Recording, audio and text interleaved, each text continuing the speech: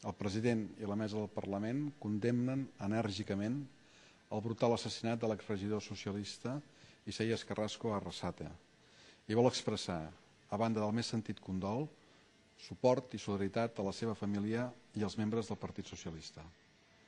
El vil assassinat d'Isaías Carrasco omple d'indignació el poble de Catalunya.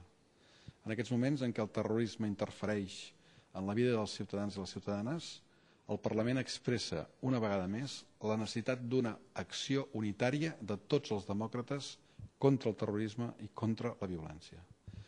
La unitat i el treball conjunt de tots els demòcrates és la millor manera de continuar lluitant per acabar definitivament la barbàrie terrorista.